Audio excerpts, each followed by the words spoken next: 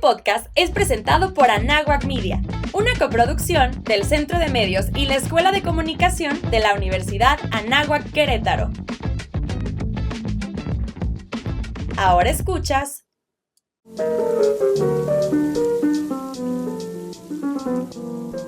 El problema de esta vida es que todos venimos a ella sin instrucciones de uso.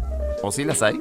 Quizás podemos aprender un par de ideas sobre bienestar emocional de Aristóteles. Algo interesante nos puede decir Shakespeare sobre la vida que intentamos llevar en redes sociales. Sor Juana puede ayudarte a elegir pareja. Y aunque decía que no sabía nada, podríamos pedirle un consejo a Sócrates sobre cómo usar ChatGPT. Bienvenidos a La Vida Sin Manual, un programa de la Facultad de Humanidades donde te damos una probadita de las grandes ideas que mueven al mundo. En colaboración con ADN. ¿Qué tal? Bienvenidos al programa La Vida Sin Manual. En esta edición tenemos artistas invitados locales, a gente de aquí adentro de la universidad. Con nosotros se encuentra el doctor Alejandro Gutiérrez, que ya es cliente asiduo de este espacio, coordinador de investigación en la Facultad de Humanidades. Y por primera vez, y esperemos no única, tenemos a la doctora Ana Lucía Alonso Soriano, nuestra directora de Relaciones Internacionales. Bienvenida. Muchas gracias. Es un placer aquí estar. Espero que sea la primera de muchas. Me parece excelente. Para presentarte un poco, eres doctora en Estudios Internacionales, Políticos y Estratégicos de la Australian National University en Canberra, Australia. Y más o menos, ¿cuál fue, cómo llegaste allá? Bueno, antes hice una maestría en estudios de paz, conflicto y desarrollo por la Universidad Jaume Premier, que es la que tiene la cátedra en Filosofía para la Paz. Y antes de eso hice justo aquí en la ciudad vecina y colindante de San Luis Potosí, la licenciatura en Relaciones Internacionales, y siempre tuve el interés en trabajar los temas de paz, justicia y el conflicto, ¿no? La guerra, todos estos temas. Y siempre también me interesó cómo los niños estaban justo en el corazón de esto. Entonces, empecé con la maestría, que me abrió mucho el panorama, me dio las bases de los estudios de la guerra, que ya venía viendo en la licenciatura, pero de una manera más práctica, y empecé a trabajar también más temas también más prácticos sobre teoría de los estudios de paz, de las paces, más bien en general. Y después empecé con esta espinita muy fuerte de cómo puedes impactar con estas ideas en la política pública. Entonces empecé a trabajar en una ONG que se llama Red por los Derechos de la Infancia en México, que es una pequeña ONG aquí en México que hace mucha incidencia y lobby en términos de infancias. Y uno de los temas que trabajábamos es, por ejemplo, cómo los niños son partícipes tanto en los conflictos dentro del Estado mexicano, ya sea siendo reclutados para el servicio militar, siendo menores de edad, cómo participan a veces dentro de los enfrentamientos que quedan en medio, hasta inclusive como víctimas, ¿no? Como testigos. Bueno, que lo otro también es ser víctimas. Claro, Ser claro. reclutado a una edad en la que tú no tienes como derecho, o mejor dicho, no tienes realmente capacidad de decisión informada, pues es un problema. Y entonces, yo me pongo a pensar, porque curiosamente a mí me está tocando trabajar en un proyecto de arte allá en Zacatecas, un poco sobre esa línea. Y sí los pensamos como, el chavito que ahora es sicario para tal organización, etcétera. Y la realidad es que luego te pones a pensar y dices, tiene 16 años. ¿Yo qué estaba haciendo a mis 16 años? Sí. ¿Por qué la vida de esa persona lo llevó y lo arrastró a ese lugar? Y creo yo que justo pensándolo en interno y en externo, estábamos un poco sobre la línea. El tema que estamos trabajando el día de hoy, o la gran pregunta que queremos resolver el día de hoy es: ¿existe realmente la guerra justa? ¿Existe realmente la justicia en esos términos? Y creo que tenemos muchísimos ejemplos de dónde tomar. Entonces, a mí me gustaría empezar por la pregunta que es la pregunta que a lo mejor todos los que no tenemos nada de información y de conocimiento sobre esos temas, nos podemos hacer, que es, bueno, ¿y por qué? O sea, Ujú. ¿por qué seguimos entrando en estos conflictos? ¿Por qué hay gente que lo puede ver como algo normal? ¿Y por qué dentro del mundo y en el ámbito de la política y en ese tipo de espacios se toman decisiones que empujan hacia allá? Ujú. Em, Doctor. Pues muy bien, muchísimas gracias también por la invitación y también un gusto estar aquí dialogando sobre este tema. Y bueno, la verdad es que la respuesta también es multifactorial, ¿no? Hay muchos factores que van interviniendo en cómo nosotros podemos comprender por qué hay personas que quieren ir a la guerra, ¿no? Podríamos decir que hay crisis en el pensamiento de Occidente, hay crisis económicas, hay crisis política, pero en realidad tenemos que ver que las crisis tienen una raíz preponderante, que es la crisis del ser humano. Es decir, todos y cada uno de nosotros quiere varias cosas, ¿no? Por ejemplo, podemos querer ir a estudiar, podemos querer ir a comer, podemos querer hacer muchísimas cosas. Y esta cuestión desde la filosofía como del querer volitiva, pues obviamente no siempre compagina con el querer de otras personas. Y ahí puede empezar a suceder varios conflictos, ¿no? Y todavía más en la situación de los que tienen autoridad. Santo Tomás de Aquino, justo en esta tradición occidental, pues se hace esta pregunta: ¿es pecado o no es pecado ir a la guerra? Porque parece ser que las personas que se defienden en realidad no es algo malo, sino que es algo bastante benéfico, ¿no? Si llega el crimen organizado a una ciudad, pues no vas a dejar que te maten, no vas a dejar a que te quiten tu casa, no vas a dejar que te quiten la comida, que te quiten los niños, que te quiten varias cosas. Más bien, lo más, voy a ponerlo así, instintivo es defenderte, ¿no?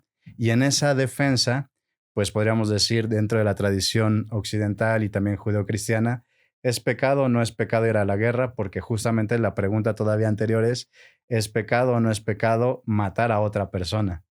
Y entonces en esa definición, en esa situación de poder defenderse, pues Santo Tomás va a estar reflexionando y va a estar tratando de decir por qué hay personas que realmente van a la guerra, y dice que esta situación se debe especialmente a que hay personas que por codicia, por avaricia, por egoísmo, por muchas cosas que están dentro inherentemente en la persona humana, pues obviamente lleva inmediatamente a ese conflicto.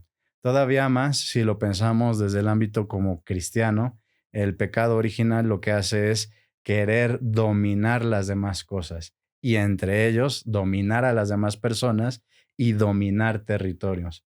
Por lo tanto, pues en realidad sí, podemos decir hay crisis políticas, hay crisis también económicas, hay crisis culturales, hay diferentes crisis que vemos y que surgen también dentro de la historia, que llevan a esos políticos a tomar decisiones y, por ejemplo, invadir Ucrania o no invadir Ucrania, invadir Gaza o no hacerlo.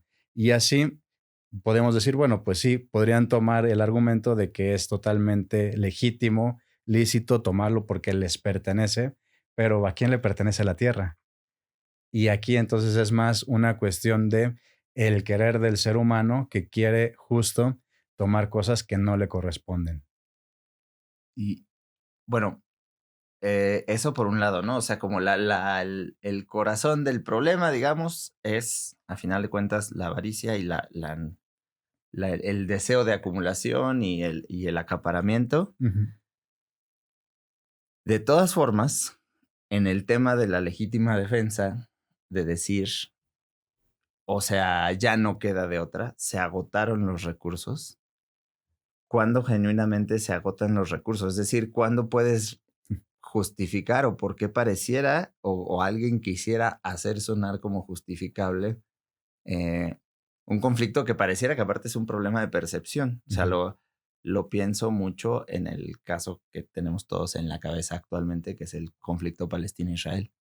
O sea, en un caso así, pareciera que los dos abogan a la legítima defensa. ¿Cómo se llegan a consensos justo internacionalmente, políticamente? ¿Desde dónde llegan esos consensos? Mira, me voy a ir un poquito hacia atrás Ujú. en términos de política. Y yo creo que es muy importante definir dos cosas, ¿no? Una es guerra, el concepto de guerra, que es ese enfrentamiento bélico, y el conflicto. El conflicto, que hay diferentes niveles de conflicto, ¿no? O sea, desde que nos levantamos en la mañana y ya estamos en conflicto, ¿no? Desde qué me voy a poner, si en la calle hay muchísimo tráfico y te estresas y te pones a gritarle al de al lado y pitándole histéricamente, ya hay un conflicto. Entonces, el conflicto es algo inherente a nuestras vidas. El punto es que hemos sido educados y criados para que los conflictos, en muchos casos, sobre todo cuando hablamos de política, vayan dirigiéndose hacia la confrontación bélica, ¿no? Hacia la guerra.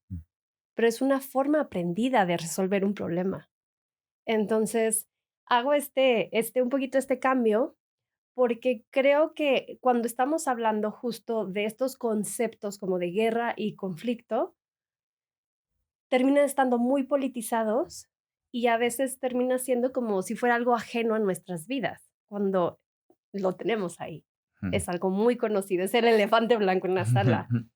Y terminan siendo a veces como estos conceptos bastante, que todos sabemos más o menos lo que significa, pero de una u otra manera podemos diferir, ¿no?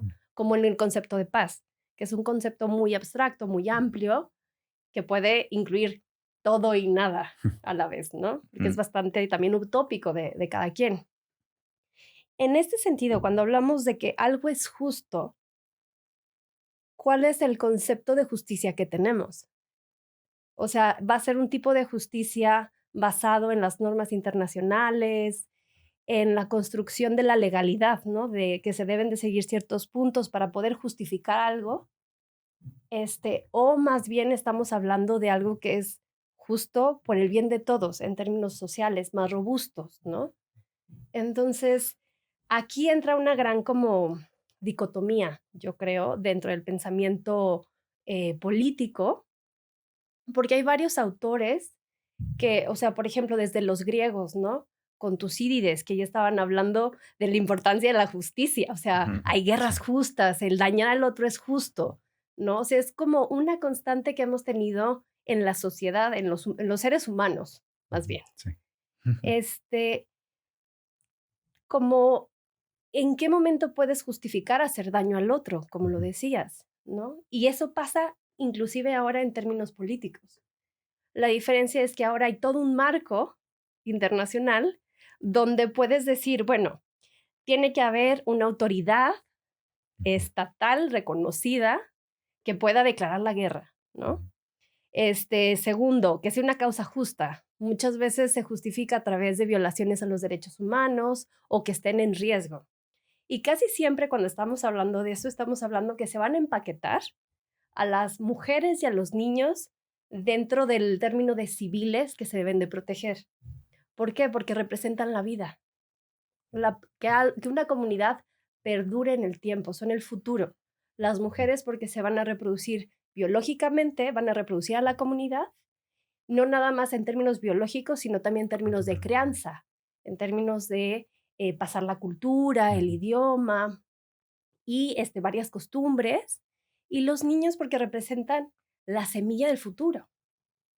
Entonces, eso es casi siempre las estrategias que a veces estarán fundamentadas y a veces no para justificar guerras.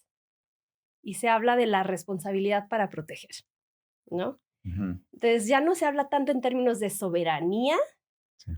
pero sí se habla de la necesidad de proteger a estas personas, estos civiles indefensos, de los que comúnmente está el cliché y sobre todo como esta forma de construirlos como si fueran las víctimas perfectas, que jamás van a ejercer ningún tipo de acción violenta, lo cual es mentira, porque tenemos mujeres combatientes niña soldado, Sí. niño soldado, que rompen con esos estereotipos y esos moldes y nos complican cada vez más el trabajo con las guerras, ¿no? Que creo que ya me extendí mucho. No, pero es que estaba justo pensando en eso, en la participación, porque me quedé pensando en justo lo que decía al inicio, de luego existen estas, o sea, luego hay que también pensar en las víctimas como las propias personas que ejercen la violencia muchas veces también forman parte de ese ecosistema, que es un ecosistema dañado y fracturado Ujú. y doloroso. O sea, Sí. lo pienso en cualquier tipo de situación, tanto dentro de ciudades como en los pueblos y en el campo, en donde de repente tu ciudad se vuelve campo de batalla. O Ujú. sea, de repente no está dicho oficialmente, no hay ningún gobierno estatal declarando absolutamente nada, pero tú ya sabes que a las 8 de la noche ya no conviene salir Sí. y que si eres mujer los fines de semana, hay que quedarse en casa porque te pueden llevar.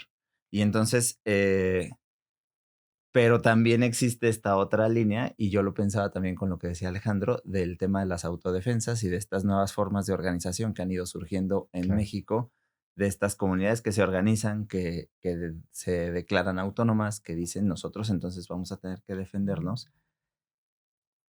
Y ahí vuelve Sí, la es un problema. pregunta, ¿se vale o no se vale? Porque pareciera que la legitimidad está dada por el Estado. Y entonces está dada por las Exactamente. leyes y está Sí. dada por la posibilidad real de decir esto es justo porque hay una serie de personas que dicen que es justo. Ujú. Sí. Pero si esa serie de personas que dicen que es justo no están respondiendo a las necesidades de la gente que se ve justo inmersa en el conflicto, Sí.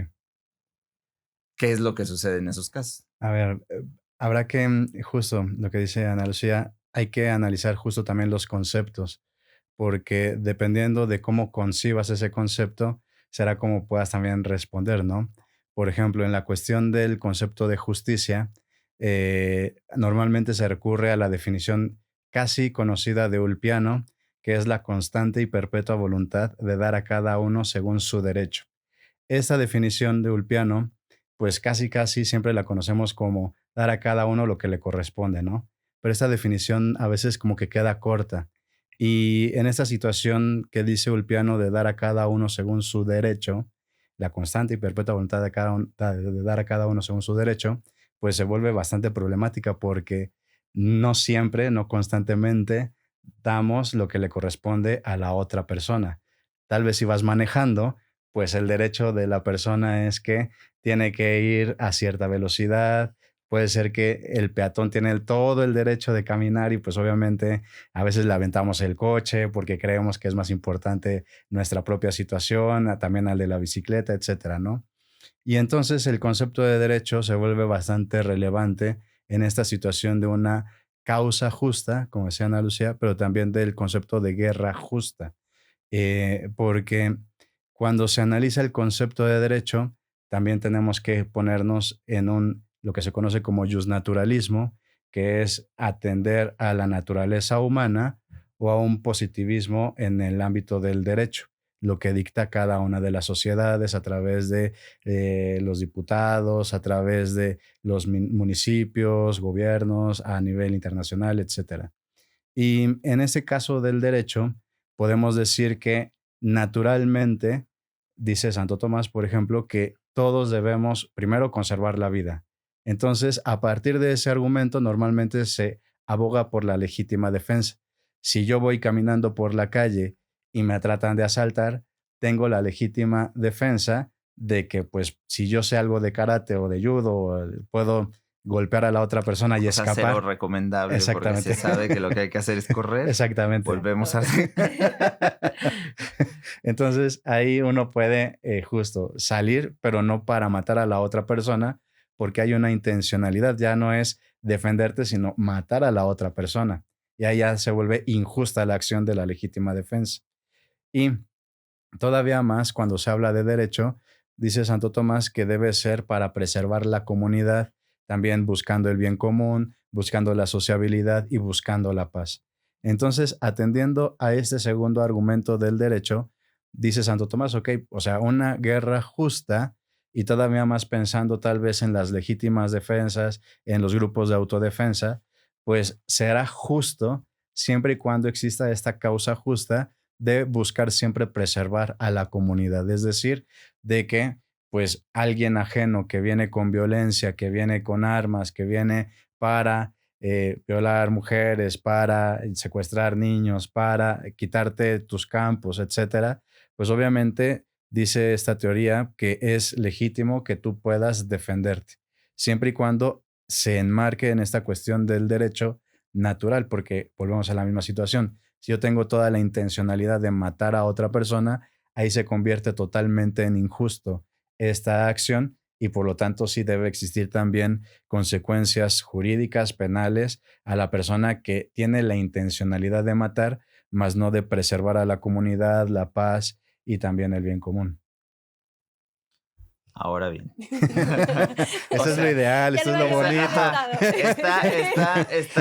Está muy bonito el ideal, Ajá. pero justo antes de que empezara el programa estábamos hablando de este asunto Sí. y creo que es, quedándonos poco tiempo en el programa, creo que él rescata una idea que tú decías, hay que distinguir entre conflicto y guerra, porque guerra es cuando ya se escala a un punto de violencia extrema. Y el conflicto es inevitable, pero es gestionable. O sea, Sí. se vale que exista conflicto. ¿Qué recursos hay para evitar llegar hasta allá? Porque sonaría que en realidad, pues, no termina de ser justo porque no va a haber consenso de qué implica comunidad. O sea, por ejemplo, en la definición que acabas de dar, Ujú. ¿cómo te entiendes como comunidad? O sea, esto querría decir que hay gente que a lo mejor ve la necesidad de preservar su riqueza extrema y con eso se puede justificar Claro. el imponerse violentamente sobre una comunidad porque hay que hacer más minas y Ujú. eso lo hemos visto en muchísimos lados de México en donde hay mucha violencia siendo ejercida para beneficio de unos Intereses pocos a unas personales. empresas, etcétera, etcétera, etcétera, a veces incluso internacionalmente, tal. Ujú. Entonces, este tipo de cosas llevan a pensar que todo lo que acabamos de decir hasta el momento no es sostenible exactamente, porque sí. no existe realmente justicia en un lugar en donde justo no se puede hacer la primer premisa, que es preservar la vida de las personas y la dignidad de las personas. ¿Qué se Sí. puede hacer? Mira, yo creo que son de esos temas que son muy difíciles de trabajar. Yo trabajé, mi investigación fue sobre los procesos de justicia mediante justicia transicional en Perú y en Guatemala después del genocidio, en Perú después del conflicto armado, ¿no? Interno. Cuando entrevistas a las víctimas, este, es, es como o sea, pierdes la esperanza, es muy desesperanzador, se me trabó la Ujú. lengua, pero a la vez siempre también al final hay una esperanza, hay como una luz, ¿no? Yo creo que cuando las personas tocan el horror de la guerra, o sea, en el punto más duro, o sea, y no tiene que ver con la muerte siempre es un regalo, porque la persona descansa. Estamos hablando de personas, o sea, me refiero paramilitares, eh, gente del ejército, de las Fuerzas Armadas, de la policía, que buscan romper a la persona en el aspecto más interno, buscan romper su alma, su dignidad, Mm. porque eso es el objetivo de la, de la violencia y del horror de la guerra, ¿no? Entonces, los pedazos y fragmentos de las personas que quedan, y cuando tocas esa textura de su cotidianidad viviendo con el trauma, es muy desgarrador, porque entonces te das cuenta que a veces la justicia es algo muy superfluo. La justicia basada en las leyes no es nada para muchos. O sea, no les va a regresar a su hijo, no les va a regresar a su marido, no les va a regresar a ella su dignidad. Entonces, y con esto no pierdo la esperanza, porque justo para ellos, pequeños detalles, pequeños gestos de reparación que podían ser, pues, una conmemoración donde ponen la piedra de su hijo con un nombre, es muy significativa, porque estamos hablando de personas que están desaparecidas desde hace 30, 40 años. O sea, no hay un, una tumba, un lugar de donde recordarlos, donde llorarles, donde tener esa conexión con tu difunto, ¿no? O sea, los rituales de la muerte y de esa pérdida se rompen por completo. Entonces es un quiebre social fuertísimo que no hay forma de repararlo. O sea, yo creo que ahí es reconocerlo, reconocer que está ahí, que eso hubo, hablarlo, para entonces dar como estos espacios de significados para empezar a sanar, ¿no? O sea, y yo creo que ahí se encuentra la justicia. No creo que haya guerras justas, siempre va a ser el que tiene el poder, ¿no? El que va a decidir quiénes son los sujetos. Al final es una cuestión de subjetividades, ¿no? ¿Qué sujetos y qué cuerpos son los que están destinados a ser violentados, humillados y quitarles su dignidad y qué otros tienen que ser protegidos?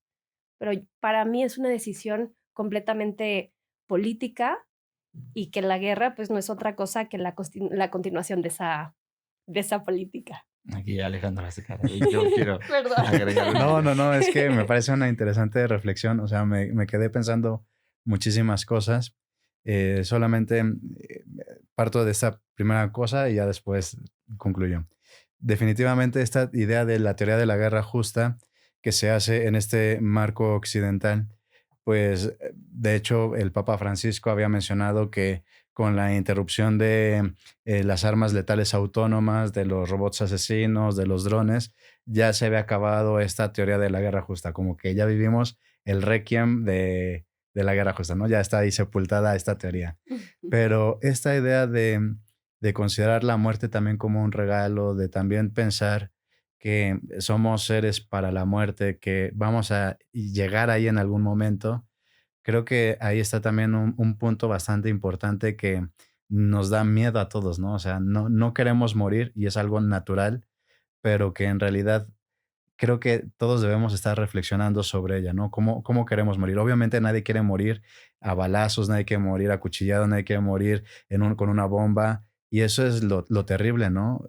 Y me quedé pensando en un escritor ruso, Alexander Solzhenitsyn, que justamente va mencionando ante esta situación del comunismo en Rusia, pues cómo van degradando la dignidad de la persona, cómo también a través de la guerra, pues justo la idea es acabar con el ser humano, pero especialmente con lo que mencionabas, con la esperanza.